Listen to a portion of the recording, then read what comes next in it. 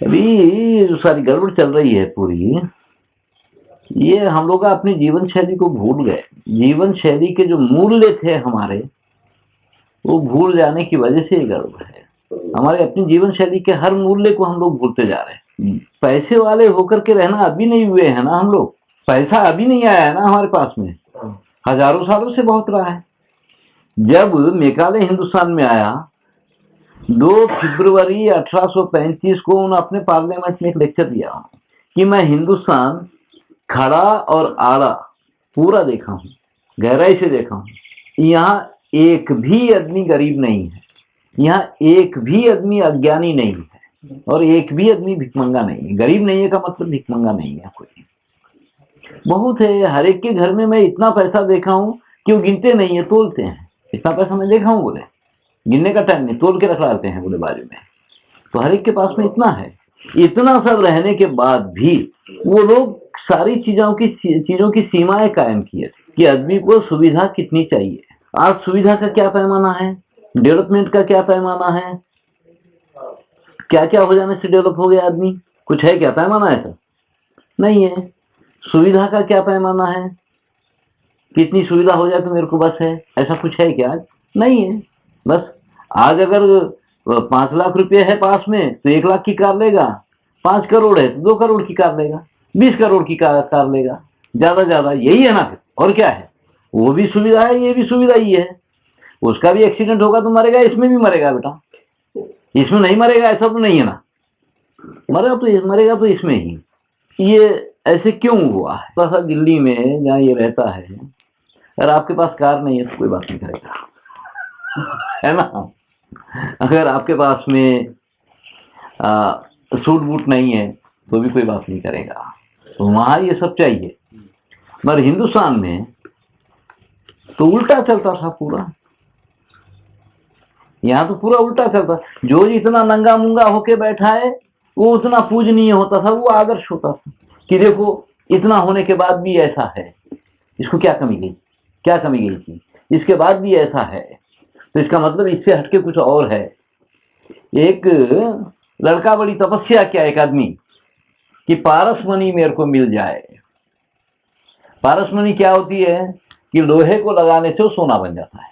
तो कोई एक बहुत बड़ा महात्मा बोला क्यों इतना परेशान है, जा एक लड़का बैठा हुआ है नदी के किनारे, उसके पास में पारसमणि है, वो तेरे को दे देगा। तो ये उसके पास गया तो एक लड़का सा था, बड़ी उम्र का जवान लड़का था, कुटिया बना करके अपने ध्यान में मग्न था। तो ये उसके पास गया, जाकर के बोलता है कि, बोले क्यों, कैसे, क्या आना हुआ भाई? नहीं मुझे पारसमणि चाहिए, पारसमणि चाहिए। देखो मिट्टी में एक पत्थर है, वो आता जाता पैर में लगता था तो मैं मिट्टी डाल के रखा हूं, शायद वो कुछ अलग पत्थर लग रहा है, वो होगा तो ले ले, देख ले। तो गया, मिट्टी हटाया, देखा लोहा लगाया, सोना बन गया। उठा लिया पत्थर, उठा के जाने लगा। तो फिर पूछा उसको, ये पारसमणि है आपको मालूम है ना? हाँ उन्होंने, मैं जानता हूँ ये पारसमणि है ना, जानता हूँ मैं क्या करूंगा।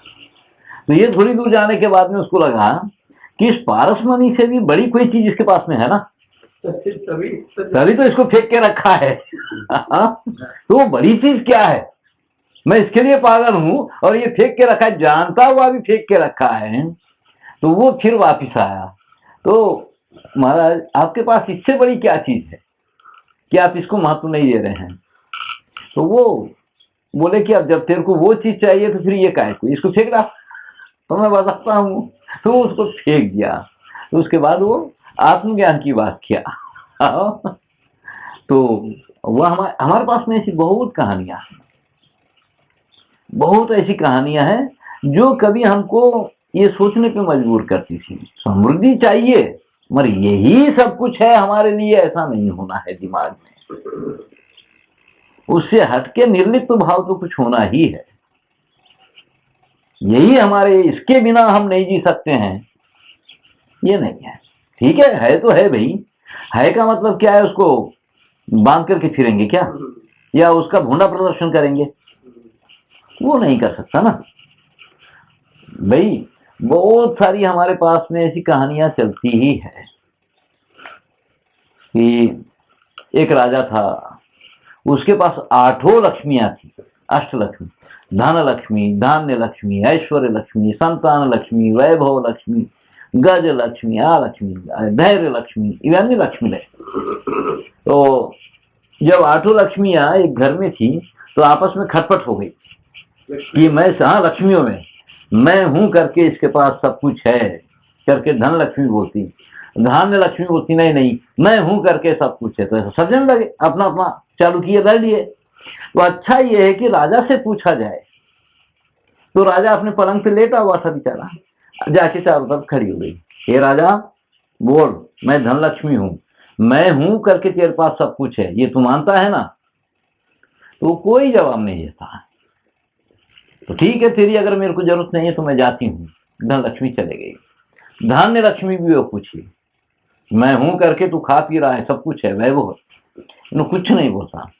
वो भी ठीक है, हमारी जरूरत नहीं है तो हम क्यों रहेंगे फिर यहाँ, वो भी निकल जाती है। तो ऐसे ऐसे 7 लक्ष्मी चले जाती है। आखिर में एक लक्ष्मी वहां रहती है। तो ये जब बोलती है कि हे राजा, जब तेरे को किसी लक्ष्मी की जरूरत नहीं है तो मेरी भी जरूरत नहीं होगी फिर तेरे को, इसलिए मैं भी जाती हूँ। तो हाथ पकड़ा, तू है करके इन सबको भगा दिया ना, बोले तो हमारे पास में धैर्य लक्ष्मी सबसे बड़ी लक्ष्मी, ये धैर्य है तो सब कुछ है। और आज हम लोग उस लक्ष्मी को खत्म कर चुके हैं। आज किसी में धैर्य लक्ष्मी नहीं, धैर्य लक्ष्मी खत्म कर चुके करके खत्म हो गया। और हाँ, अब जैसे धन लक्ष्मी है, धान्य लक्ष्मी है, संतान लक्ष्मी है, ऐश्वर्य लक्ष्मी है, विजय लक्ष्मी है, और गज लक्ष्मी है, और वैभव लक्ष्मी है, धैर्य लक्ष्मी है। ये लक्ष्मियां मानी जाती है 8 तरह की। तो उसमें धैर्य लक्ष्मी भी एक है। जब ये रामचरितमानस में विभीषण, रावण रथी बिरथ रघुवीरा, देख विभीषण भयउ अधीरा, ये रावण तो रथ पे है और विभीषण राम तो पैदल है, न शरीर पे कोई कवच है, न सर पैर में कोई जूता है, न सर पे कुछ है, ये रावण से कैसे लड़ेंगे? तो रावण बहुत प्रेम में अधीर होकर के इनके पास जाता है कि ये प्रभु कैसे लड़ोगे इनके साथ में तुम, तो ना तो कुछ भी तो नहीं है तुम्हारे पास। तो एक बात बताते हैं कि देखो विभीषण, शौर्य धैर्य दोहु रथ कै चाका, सत्यशील यहु ध्वजा पताका, कि मेरा शौर्य और मेरा धैर्य मेरे रथ के चाक है, और मेरी सत्यशीलता मेरी ध्वजा है, पताका है, यम नियम मेरे घोड़े हैं, बुद्धि मेरा सारथी है, और वैराग्य मेरी ढाल है, संतोष मेरी कृपान है, मेरा श्रेष्ठ विज्ञान मेरा कोदंड है, मेरी गुरु भक्ति मेरा कवच है। ये सब कुछ मेरे पास रहने के बाद मैं क्यों हारूंगा? तो हमारे पास में क्या हुआ, 1857 के बाद गुरु परंपराएं टूटी, क्योंकि यहाँ कैसा था कि हर व्यक्ति का अपना गुरु, हर घर का गुरु होता था, कुल का गुरु होता था, कुल गुरु माना जाता था। तो ये बराबर समय से आते रहते थे। गुरु कैसे होते, कैसे कैसे माने गए हमारे पास में? एक तो है अध्यापक, एक है आचार्य, और उसके बाद एक है गुरु। अध्यापक को सुंदर होना चाहिए, स्वच्छ भाषा वाला हो, और उसके मुंह से गंदी बात कभी ना निकले, ये अध्यापक होना है। अध्यापक कुरूपी या गंदा नहीं होना है, सुंदर दिखना है बच्चे को। छोटे बच्चे उसके सामने बैठते हैं ना, तो सुंदर दिखना है। आचार्य वो है जिसके पास विद्या सीख करके आदमी आचरण करता है, इसलिए हमारे पास में शिल्पाचार्य बोला जाता है, नाट्याचार्य बोला जाता है। बढ़ई सुनार लोहारों को सबके साथ आचार्य नाम लगता है, चारी, गोविंदाचारी, आचार्य, ये चारी। तो आचार्य, खाना पकाने वाले को भी आचार्य ही बोला जाता है, क्योंकि इसके शिष्य उससे वो सीख करके वो करते हैं, इसकी विद्या का आचरण करते हैं। ऐसे जो लोग रहे इनको आचार्य माना गया। उसके बाद गुरु, गुरु कुरूप ये हो सकता है, गंदा रह सकता है, गंदी भाषा हो सकती है उसकी, ये सब हिसाब में नहीं। उसका ज्ञान वहां महत्वशाली जो तुमको लेना है ज्ञान। तो गुरुओं के फिर तीन ये बताए गए कि एक गुरु तो पंछी की तरह होता है, एक गुरु कछुए की तरह होता है, और एक गुरु मछली की तरह। कि एक गुरु तो ऐसा होता है पंछी जैसे है, अंडा देता है और उसी के ऊपर बैठ जाता है, और वो पूरा उसका पोषण तब तक करता है कि अपने आप में जब तक कि काबिल नहीं हो जाता। एक गुरु ऐसे ही अपने शिष्यों को समेट के बैठता है। कछुआ अंडे कहीं देता है, कहीं चले जाता है, अंडे में से बच्चे निकल करके सीधा फिर उसके पास जाते हैं। कभी कभी आएगा, वो देख लेगा, चला जाएगा, फिर उसके पास जाते हैं। गुरु ऐसे होते हैं जैसे कुलगुरु है, वो अपने शिष्य तैयार किया मगर निरंतर उनके साथ चिपक के नहीं बैठता ना, वो कहीं रहता है।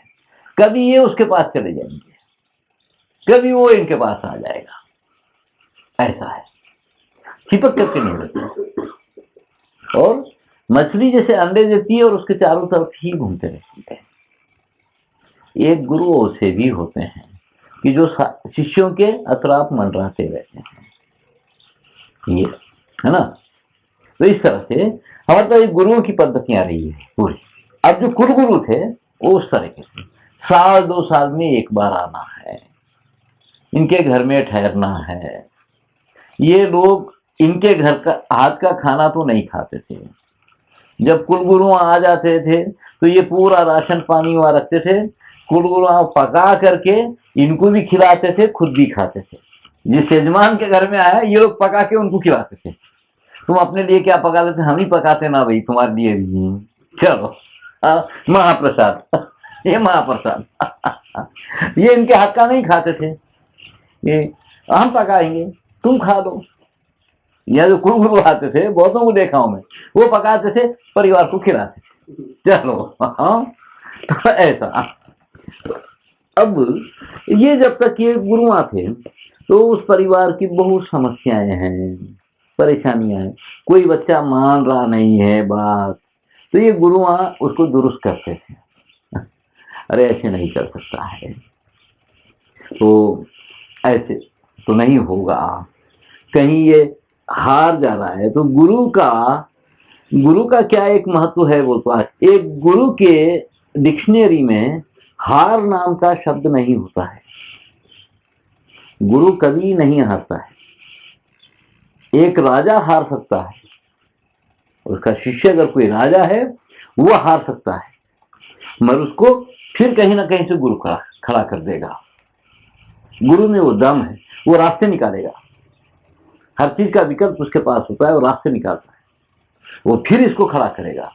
शुक्राचार्य था, लड़ाई में राक्षस मर जाते थे, ये फिर उनको खड़ा करता था, है ना। वो गुरु होता है जिसके पास हार नाम का शब्द नहीं होता है। तो वो हर समय समय पे आके इस परिवार को, इस कुल को फिर मजबूत करता था। ठीक है, समस्याएं होती है, समस्याएं दुख नहीं है ना, समस्याओं के समाधान ढूंढे जा सकते हैं, और वो समाधान ये बताता था गुरु, ऐसे कर दो, ऐसे कर दो तो जी लोगे अच्छे से। तो 1857 के बाद से हमको धीरे धीरे धीरे धीरे गुरु परंपराएं टूटती भी नजर आती, ऐसा। वो उसके बाद से ही कुछ हो गया था ये गड़बड़ कुछ, क्योंकि उस समय, उसके पहले पहले कोई 27 क्रांतियां हुई थी बहुत बड़ी बड़ी, जो ऐसा ही वर्ग किया था पूरा, सन्यासियां वन्यासियां यही सब किए थे, बड़ी बड़ी क्रांतियां ऐसा। तो ये परंपरा कई ढंग से तोड़ी गई है एक तरफ से देखा जाए तो, क्योंकि अब हर आदमी गुरु हटते ही पीछे से हर आदमी अपने आप को असुरक्षित महसूस करने लग गया। कई तरह के हमारे पास में असुरक्षाएं हैं।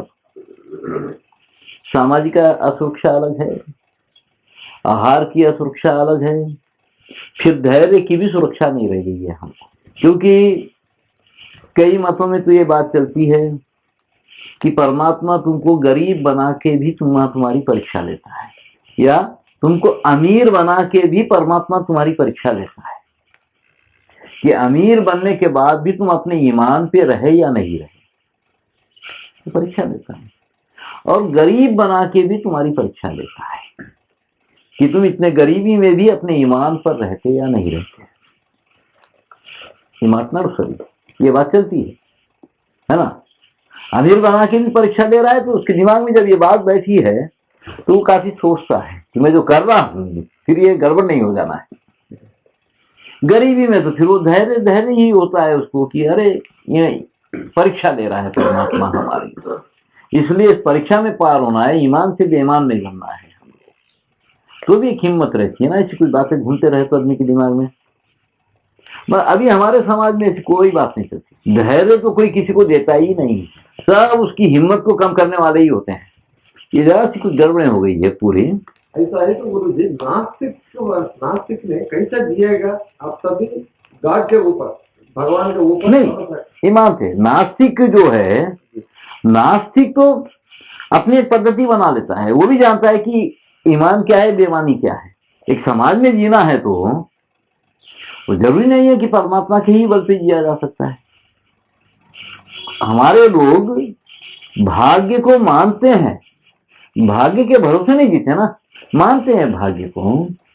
भाग्य से जो हमको मिला है उसका सही उपयोग करना आना है। ठीक है, मिल गया भाग्य से, मनुष्य का देह मिला है, यही भाग्य मानते हैं हमारे लोग। तो इसका सही उपयोग करना आना है हम, ये सब। तो नास्तिक और आस्तिक सब रहे। बहुत ऋषि हमारे नास्तिक थे, ऋषियां नास्तिक थे। हाँ, बहुत सारे ऋषि नास्तिक थे। जाबाली जब बात करता है राम से वनवास में, जाबाली बोलता कौन, किसकी बात कर रहा है तू? क्या स्वर्ग है, क्या नरक है, क्या मोक्ष की बात कर रहा है? ये सब कुछ थोड़ी होता है, सब बेकार की बातें हैं। बोलता तुमको जब इतने लोग मनाने आए तो तुम सुनो और जाओ राज्य करो। तुम कौन से लोक और परलोक की बात करके चक्कर में आ गए जो होता ही नहीं है। ये सब जाबाली किए सो, मगर हमारे संस्कारों में बहुत सारे संस्कार जाबाली के बनाए सो। बहुत सारे लोग ऐसे ही थे हमारे पास में। क्या तू तथागत जैसी बात कर रहा है, बोलता हूं राम को। क्या तथागत जैसी बात कर रहा है, स्वर्ग नरक की, उसकी इसकी, बेकार है ये सब ऐसे। तो ये चीज है कि हमको धैर्य देने वाली व्यवस्था पूरी अब कुछ भी नहीं। एक समय था, एक 2-3 पीढ़ी पहले, कोई 4 आने की रिश्वत लेता तो उसका बाप गाली देता, खानदान की इज्जत निकाल दिया। उसकी माँ गाली देती, अड़ोस पड़ोस के लोग जात की इज्जत निकाल दिया तू करके बोलते, है ना। आज ऐसा नहीं है, आज नई रिश्वतखोर बना, अब लव सत्य हरिश्चंद्र उठी नुमाइंद करा। हाँ, दुनिया में तू ही एक हरिश्चंद्र हमारे घर में पैदा होना था। हाँ, ये सब बातें चलती है ना। कैसा पाल लेता बच्चों को, ये नहीं करेंगे कैसा वो, ये सब है ना। तो अब इसका मतलब धैर्य की बात नहीं है। जब पूरन भगत तपस्या के लिए गया तो 12 साल तपस्या करके वो लौटा, तो उसका बाप आके प्रणाम किया, तो उसका बाप उसको, उसकी माँ उसको उठाई, माँ थी, अरे क्या खा के तपस्या किया? तो वो एक झाड़ के कौले कौले पत्ते तोड़ता था, वो खाता था, उससे दिया। ये उसके बाला पकड़ के खींची, बड़ी जोर से चीखा। क्यों? शेर को तकलीफ हो रही, झाड़ों को नहीं हुई तकलीफ। हाँ, जा फिर तपस्या कर ऐसे। तो वो फिर तपस्या को गया, सूखे पत्ते खा के फिर तपस्या किया वो, है ना। एक तप हमारे पास 12 साल का माना जाता है, फिर तपस्या के लिए गया। यहाँ की औरतों में इतना दम था, गोपी चंद को संन्यास की ओर धकेलने वाली उसकी माँ थी। जब गोपी चंद के राज्याभिषेक की तैयारियां चल रही थी तो इसको स्नान करवाया जा रहा था, तो 7वीं मंजिल से बैठ के इसकी अम्मा देख रही थी माँ, उसके आंख में से पानी की एक बूंद गिरी, वो इसके शरीर पे गिरी और छाला पड़ गया। तो ये पूछता है कि आज ना तो कोई बादल है ना कुछ है, ये पानी की बूंद कहां से गिरी, और वो इतनी गर्म बूंद कि मेरे छाला पड़ गया है। तो देखता है तो माँ बैठ के, वो जाता है, क्यों रो रही है बोल। तो बोली कि तेरे को स्नान कराने के लिए जब तेरे को बैठा है तो मैं ये देखी कि इतनी सुंदर तेरी काया है, शरीर है, और एक दिन जल जाएगी, है ना, एक दिन जल जाएगी, इसलिए मेरी आंख में से पानी आ गया कि ये आसपास ये इतनी सुंदर काया एक दिन जला डालेंगे सब लोग मिल करके। इससे तो अच्छा है कि तू अपने मोक्ष के लिए कुछ कर ले। तो सन्यास की ओर इसकी माँ प्रेरित करी थी उसको, राज्यपाठ छोड़ करके। ये तो रहा है हमारे पास में। जब बुद्ध रात में भाग गए, सिद्धार्थ जब रात में भाग जाता है तो सुबह उठ करके यशोधरा देखती है उसकी बीवी, ये तो भाग गया रात में कहीं, तो अपने सखियों से बात करती है। मैथिली शरण गुप्त की बड़ी सुंदर कविता है यशोधरा के नाम से जो लिखे हैं कि सिद्धि है तो स्वामी गए यह गौरव की बात, पर चोरी चोरी गए यही बड़ा व्याघात। हाँ? सखी वे मुझसे कहकर जाते हैं, तो क्या मुझको अपनी पतबाधा ही पाते। स्वयं सुसज्जित करके क्षण में प्रियतम को प्राणों के पण में हम ही भेज देती थी रण में क्षात्र धर्म के नाते। ये हम अपने पतियों का श्रृंगार करके तिलक लगा के तलवार देके उसको मरने के लिए मैदान में भेजने वाली औरतें हैं हम लोग। वो तपस्या के लिए जा रहा था तो उसको क्या मैं रोकती थी क्या?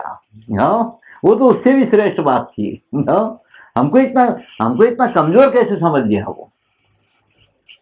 तो ये चीज रही है ना कि यहाँ की जो औरतों में जो रहा है धैर्य दम बहुत जबरदस्त रहा है। उसकी माँ उसको संन्यास दी। जब एक बार तो एक गया था तपस्या के लिए, 12 साल तपस्या किया, फिर आया तो नदी के ऊपर चलते हुए आया, आके अपने बाप के पांव पड़ा, पड़ते ये उसको उठाया, एक थप्पड़ मारा। सुवर 12 साल बिता के 2 महीने की विद्या सीख के आया रे, 2 पैसे दिया तो नावाला पार करता था तेरे को। अब 12 साल तपस्या करके ये 2 पैसे की विद्या सीख के आया तू, जा फिर तपस्या कर, है ना। तो इतना भी विवेक नहीं है कि 12 साल किस लिए का बिताया हूं, वहां विवेक की बात है। विद्या भी अगर कोई तप भी कर रहे हैं तो उसमें विवेक होना चाहिए ना, विवेक होना चाहिए। एक गुरु के पास में, जैसे ये कहानी तो मालूम होगी सबको कि 4 लोग गए, 4 चेले गए और एक गुरु के पास खूब विद्या सीखे। तो एक बेचारा बेकार सा था, वो बोला मेरे वश का तो नहीं है ये सब पढ़ना वढ़ना, ठीक है मैं जंगल में जाके लकड़ी लाऊंगा, फल तोड़ के लाऊंगा, यही काम मैं करूंगा। तो वो वही किया बेचारा, झाड़ों पे चढ़ता, फल तोड़ता, लकड़ी इकट्ठा करता सब। बाकी ये 3 विद्या सीखे तगड़ी, और जब विद्या पूरी हो गई तो वापिस निकले। रास्ते में जाते जाते एक हड्डी का टुकड़ा दिखा जंगल में।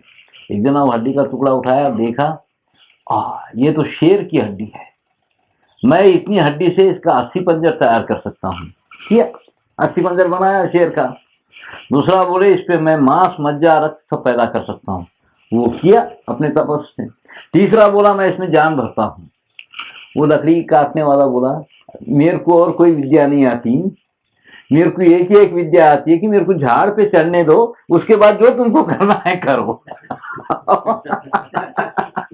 जो तुमको करना है करो। वो चढ़ गया झाड़ पे, ये बेटा उसमें जान भरा, शेर खड़ा हुआ, तीनों को मारा, खत्म किया।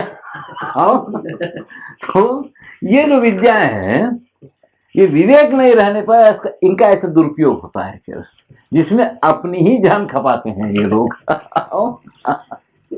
तो बिना विवेक के विद्यादान नहीं होना है। पहले विवेक पैदा करना है। यही रामचरितमानस में शूर्पणखा बोलती है रावण को कि रावण, तू बिना विवेक पैदा किए विद्यादान करने वालों जैसा लग रहा है कि आखिर में दोनों के हाथ में श्रम ही रह जाता है। इसलिए विद्यादान के पहले विवेक की उत्पत्ति करो। इसलिए विद्यादान के पहले तुम विवेक को पैदा करो, है ना। प्रसंग में बोलिए। हाँ? ये आती है सभा में आकर के वो राजधर्म बताती है कि एक राजा को कैसे होना चाहिए, किस किस पे विश्वास करना चाहिए, किस पे नहीं करना चाहिए। बड़ा सुंदर है वर्णन वो कि किससे सतर्क रहना चाहिए। और तू दारू मांस खा पी करके पड़ा हुआ है यहाँ पर और तेरे को ये कुछ भी नहीं मालूम है, तू राजधर्म नहीं निभा रहा है अपना करके। तो ये जो चीज है ये काफी तो बिना विवेक पैदा किए विद्यादान देना हमारे पास में श्रेष्ठ नहीं माना गया है। तो विवेक पहले पैदा करो। तो इसलिए हम लोग ये बोलते हैं कि यहाँ ट्रेनिंग क्या है? प्रशिक्षण है ना। ट्रेनिंग पशुओं को होती है, मनुष्य को क्या है कि ट्रेनिंग? घोड़े को, कुत्ते को, बंदर को, रीछ को, मुर्गे को ट्रेनिंग होती है, बैल को ट्रेनिंग होती है। इनको सिखाया जाता है, ट्रेनिंग दी जाती है इनको। जब तक इनका मास्टर सामने खड़ा है ये सब करेंगे। बंदरिया को नाच वो तो नाचेगी, रीछ को सलाम कर वो तो सलाम करेंगे, ये सब करेंगे। इनका मास्टर बाजू में हटते ही ये अपनी प्रवृत्ति में आ जाते हैं, फिर अपनी प्रवृत्ति में। ये ट्रेनिंग की यही पद्धति है। इसलिए पूरी ट्रेनिंग असफल होती है अपने पास में, है ना। इतनी ट्रेनिंग, एक दो चार ट्रेनिंग हम लोग भी करके देख लिए, लगा ये सब बेकार है। इनकी ट्रेनिंग होना नहीं चाहिए। ट्रेनिंग के पहले इनमें विवेक को कैसे पैदा किया जाए, कोई चीज सिखाने के पहले, वो हो तो एक अलग बात है। क्योंकि हम ट्रेनिंग देकर छोड़ डालते हैं, फिर उनसे काम नहीं लेते ना। अंग्रेजा ट्रेनिंग देते थे, मार मार के काम लेते थे, फिर बाद में छोड़ डालते थे। काम निकल गया छोड़ डालते थे। मगर हम तो इनके भविष्य की चिंता करते हैं ना, ट्रेनिंग दे करके। एक जना आया मेरे पास में आके, 3 महीने ट्रेनिंग देने के बाद आप गारंटी दे सकते क्या उस काम पे जिएगा? मेरे को पूछता। मैं बोला आपका बच्चा क्या पढ़ाई पढ़ रहा है? 20 साल पढ़ा है ना, उसकी गारंटी है क्या कि जो पढ़ाई पढ़ा उस पे जिएगा वो? 20 साल खर्च करने वाले की गारंटी नहीं है, और 3 महीने के लिए भेज के तुम लोग हमारे से गारंटी मांग रहे हो। है ना। 3 महीने में 6 महीने में कोई सीख कोई जिएगा क्या? और 20 साल 25 साल पढ़ने वालों की गारंटी नहीं है कि वो उसी पढ़ाई पे जिएगा। कुछ पढ़ाई पढ़ता है, कोई भी इसमें नौकरी करता है, हाँ, जो विषय कभी जानता ही नहीं है उसमें नौकरी करता है, बताइए। तो ऐसा तो ट्रेनिंग जो है, प्रशिक्षण में विवेक पैदा करना। प्रशिक्षण वो है क्या? हाँ, ट्रेनिंग, शिक्षण, प्रशिक्षण। विवेक को ऊपर करना वो प्रशिक्षण है क्या? नहीं। विवेक पैदा करने के बाद कोई विद्यादान करो। अच्छा। बिना विवेक पैदा किए अगर उसको कुछ करेंगे तो किसी काम का नहीं रहेगा वो। या तो उसका दुरुपयोग करेगा, या खुद मरेगा, या लोगों को परेशान करेगा। ये सब है ना, ये सब होता है। इसके अंदर इसके लिए उसके अंदर विवेक पैदा करना है।